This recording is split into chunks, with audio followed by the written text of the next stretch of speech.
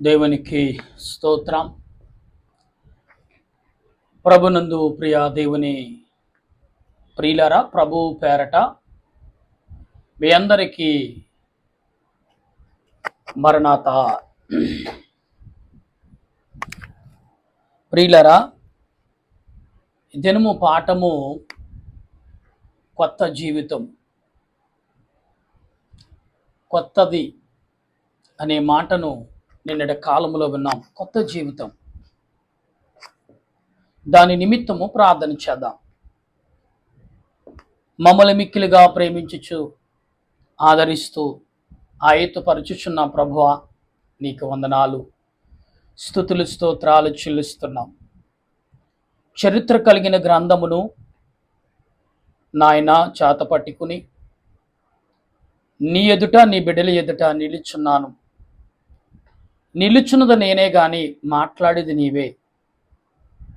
ఎందుకంటే నేను మాట్లాడితే ఎవరు వినరు, ఎవరికి అర్థం కాదు. ఎందుకంటే నా జ్ఞానము సరిపోదు.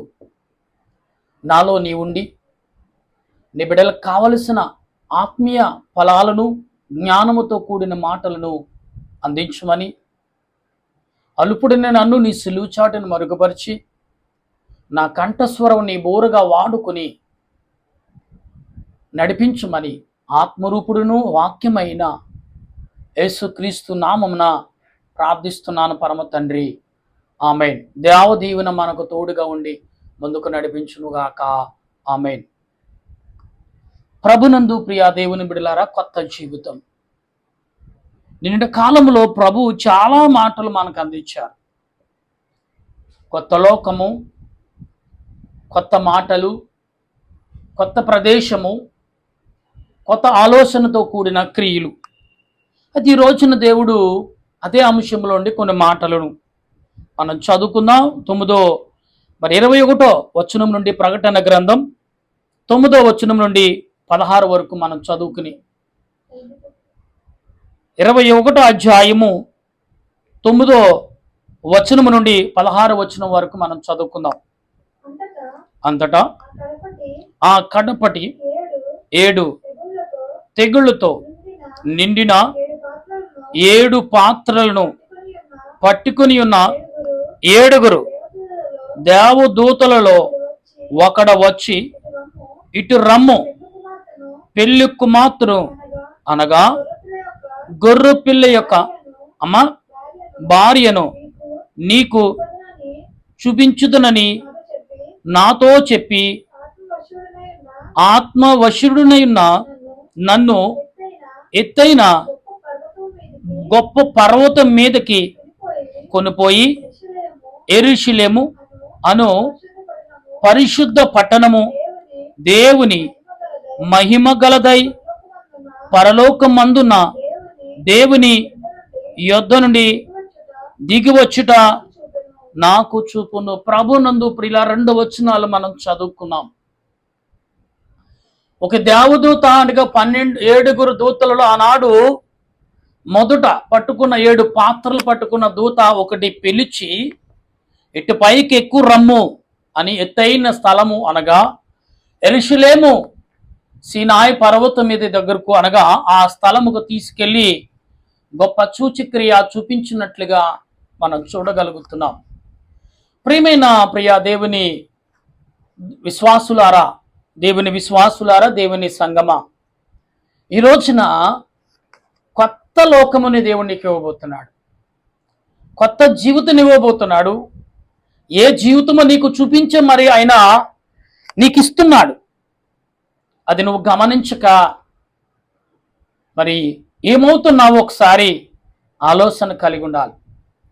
ఎందుకంటే ప్రియులరా, చాలా విషయాలు, కొత్త విషయాలు మనం తెలుసుకున్నప్పుడు ఆశ్చర్యపోతూ ఉంటాం.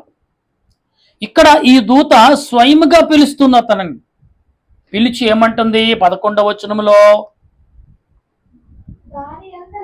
దాని అందలి వెలుగు దగదగ మెరియు సూర్యకాంతము వంటి అమూల్య రత్నములను పోలి ఉన్నది.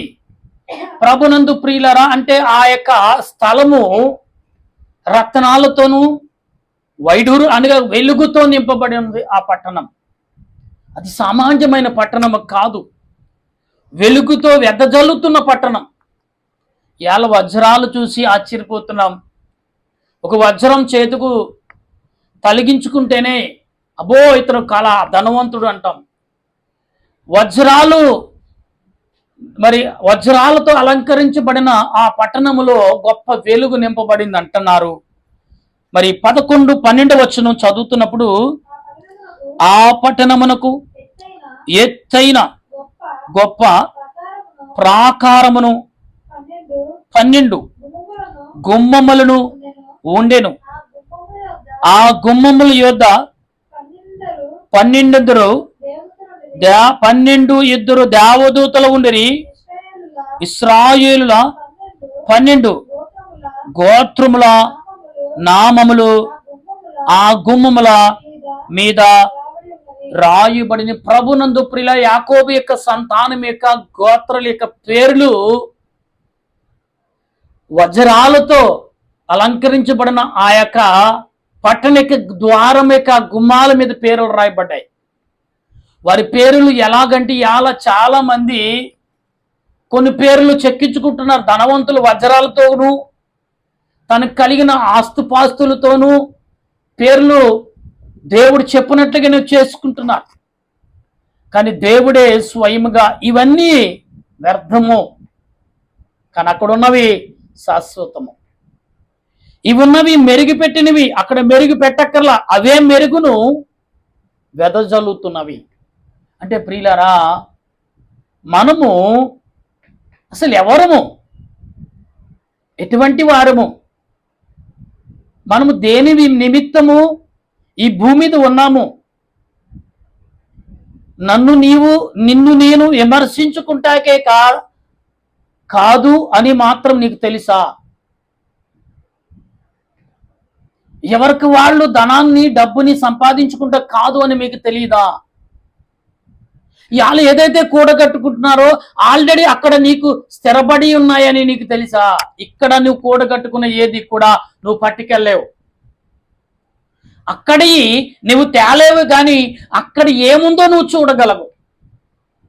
అందుకే దేవుడు ఈ దూత ఇతను పిలుచుకెళ్ళింది, పైకొచ్చి అన్ని చూపిస్తుంది. 12వ వచనం 13వ వచనంలో 12, 13 13 తూర్పు వైపున 3 గుమ్మములు, ఉత్తరం వైపున 3 గుమ్మములు, దక్షిణ వైపున 3 గుమ్మములు, పశ్చిమ వైపున 3 గుమ్మములు ఉన్నవి. ప్రియులారా, మనం గమనించాలి ఇక్కడ ఈ యొక్క 11, 12, 13, 14 వచనాల్లో మరి యాకోబు యొక్క చరిత్ర మనకు కనబడుతుంది. ఇక్కడ గమనించాలి ప్రియులారా, దేవుడు ఎందుకు వారి పేర్లు అంతగా ఉంచాడంటే, దేవుడు అందిస్తున్న మాటని మీకు వినిపించడానికి ప్రయత్నం చేస్తున్నాను, ప్రకటించుటకు, బయలుపరచుటకు, అది మీకు అర్థమైనట్లు చెప్పడానికి ప్రయత్నం చేస్తున్నాను. ఆనాడు యాకోబు దేవునినే గెలిచాడు, తెలుసండి.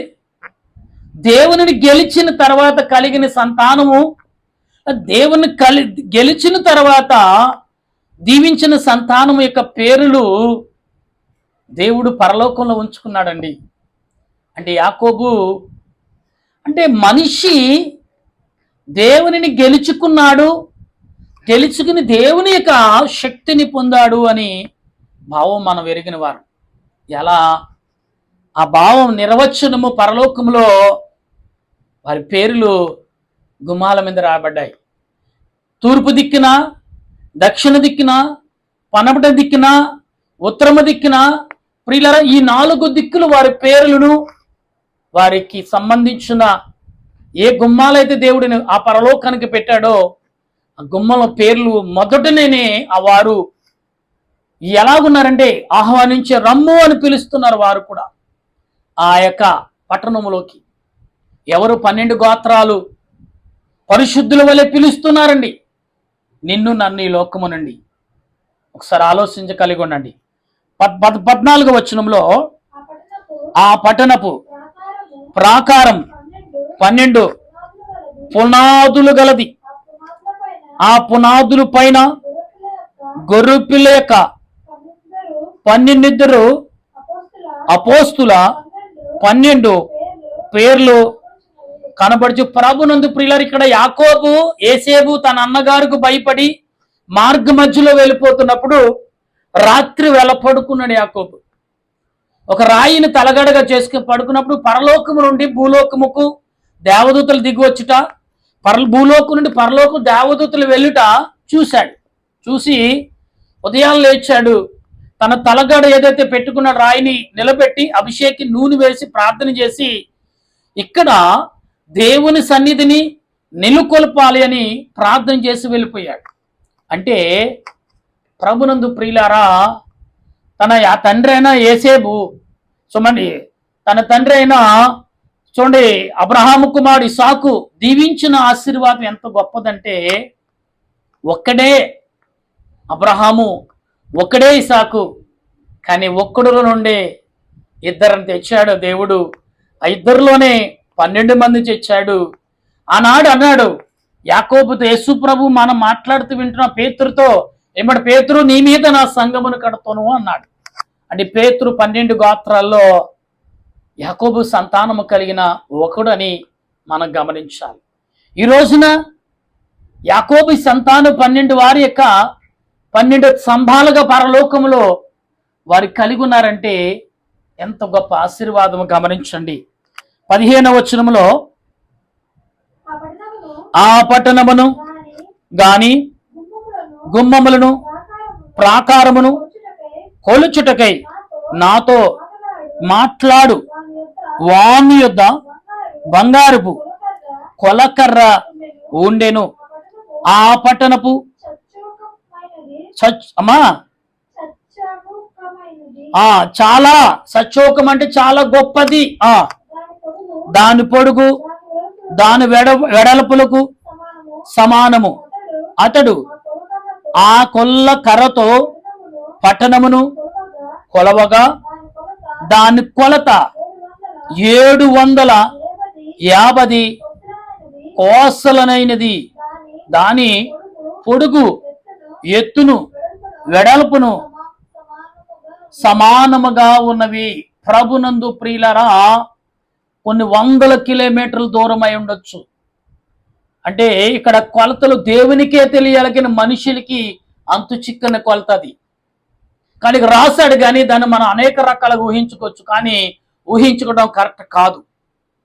దేవుని కొలతకును మనుషుల కొలతకు చాలా డిఫరెన్స్ ఉంది. కానీ కొన్ని దేవుడు ఆదులు ఏమండి నోవాహుకి ఇచ్చిన కొలత ఈనాడు కొలుస్తుండే, అది నిజమని బైబిల్ గ్రంథంలో రాసి ఉన్నది. ఈనాడు దేవుడు దేవాలయములకు కొన్ని కొలతలు ఇచ్చాడు.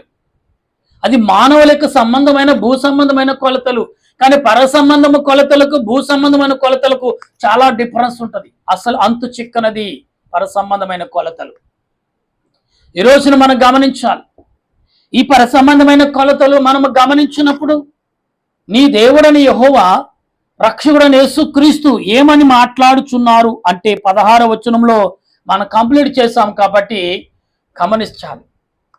ప్రభునందు ప్రియులారా, ఒక నరుడు మానవ జన్మ కలిగిన వాడు పరలోకమును కొలవటకును, పరలోకమును అంటే ఆ పట్టణము నియమించింది ఎవరి కొరకంటే మీ కొరకే అని ప్రభు స్వయముగా చెప్పున్నట్టుగా కనబడుచున్నది. అవును కదా.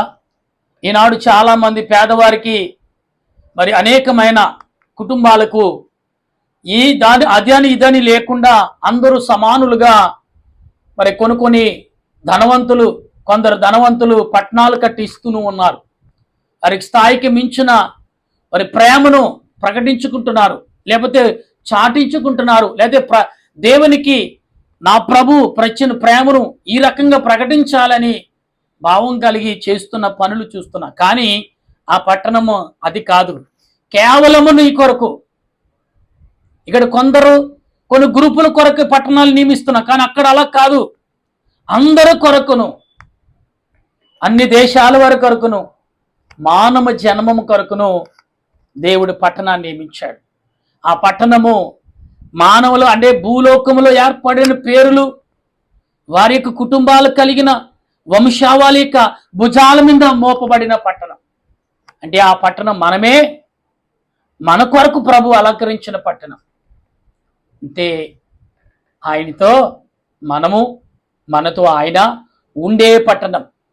ప్రభునందు ప్రియులారా, ఈ పట్టణాల విషయంలో మనము చాలా ఆదరణ కలిగిన వారముగా ఉండాలి. ఏంటి పట్టణం? వజ్రాలతో అంటున్నారంటే ఆ వజ్రం ఎంత పెద్దగా ఉండొచ్చు, ఎంత శక్తిమైనది అయి ఉండొచ్చు. ఆకాశము కంటేనా, నక్షత్రాల కంటేనా, భూమి కంటేనా, భూ చుట్టూ ఉన్న గ్రహాల కంటే పెద్దవా? అవును అని. అంటే ఈ బంగారు కొలత కర్ర ఎంతగా ఉన్నది, దాని కొలతకు, భూలోక కొలతకు లెక్కన మనం వేయలేం. కట్టే శక్తి మన దగ్గర ఉండదు. దేవునికే అది సాధ్యం. దేవుడే స్వయముగా కొలిపించాడు. ప్రియులారా, అంటే మీ కొరకు పరలోకములో పట్టణమును దేవుడు సిద్ధపరిచాడు. ఒంటివాడు కాదు. ఇలా వజ్రాల కోసం, బంగారం కోసం, ఆస్తుల కోసం పరుగులెడుతున్న వారులారా, ఇది నీకు శాస్త్రం. నా తరవచ్చిన వారు, వెనకొచ్చిన వారికి, అంటే వెనకొచ్చేవాడు జీవిస్తాడు. ఆనాడు ఇషాకు వెనకొచ్చే వారికి ఏమి ఇచ్చారో ఇవ్వలేదు. యాకోబుకి కేవలం ఆశీర్వాదం ఇచ్చాడు. ఆశీర్వాదం 12 గుంపులుగా దేవుడు మార్చాడు, 12 గుమ్మాలుగా మార్చాడు, 12 పునాదులుగా మార్చాడు. ఈ రోజున మనము దేవుని పునాది కలిగి ఉన్నామా? 12 గుమ్మాలలో ఒక గుమ్మముగా మన వంశావళి ఉందా? ఒకసారి మీరు గమనించండి. ఈ రాత్రి కాలంలో వింటున్న మీరు, నేను, మనమందరము ఈ 12 గుమ్మాలలో మనము ఉన్నాం. మనము ఆ పట్టణంలోకి వారసులం. మనము ఆ పట్టణంలో ప్రవేశిస్తామని ఆలోచించగల కృపను పరిశుద్ధాత్మ దేవుడు వాళ్ళందరికీ అందించు నడిపించును గాక. ఆమె ప్రార్థించేద్దాం. దయగల మా దేవా, ప్రేమగల మా తండ్రి, పరలోక పట్టణమే నలుదిక్కుల పట్టణముగా సమానముగా సమానతత్వము కలిగి నాయన ఉన్నది. అవును కదా? అటువంటి పట్టణాన్ని మేము, అది మాకిస్తున్న పట్టణం, మాతో మనుషులు నివసించే పట్టణం, దేవుడు పరిశుద్ధులు కలిసి జీవించే పట్టణం, అది మనుషుల కొరకే నియమించిన పట్టణం. ఆ పట్టణములో పరలోకము ఏకమవుతుంది. ఆ పట్టణము ఏకమై మనుషులు బ్రతుకుతారనేది ఎంత నిజమో అది ఈనాడు ప్రజలైన మేము తెలుసుకుని నీ పట్ల మర్యాద, గౌరవం, విశ్వాసం, భక్తి, భయము కలిగి అందరి పట్ల వ్యాధులతోనూ, బాధలతోనూ, చేతనతోనూ, చేతపడితోనూ, పెట్టి మందులతోనూ బాధపడుతూ వేధించబడుతున్న ప్రతి వారి మీదను నీ ఆత్మను కుమ్మరించి నీ రాకడకు సిద్ధపరచమని ఆత్మరూపుడును త్వరగా రాని ఉన్న యేసుక్రీస్తు పరిశుద్ధమైన నామములో అడిగి ప్రతిమాలి ప్రార్థిస్తున్నాను పరమ తండ్రి. ఆమేన్. మన తండ్రి అయిన దేవుని కృపా సహాయము ఎల్లప్పుడూ తోడైండును గాక. ఆమేన్. అందరికీ మరణాత.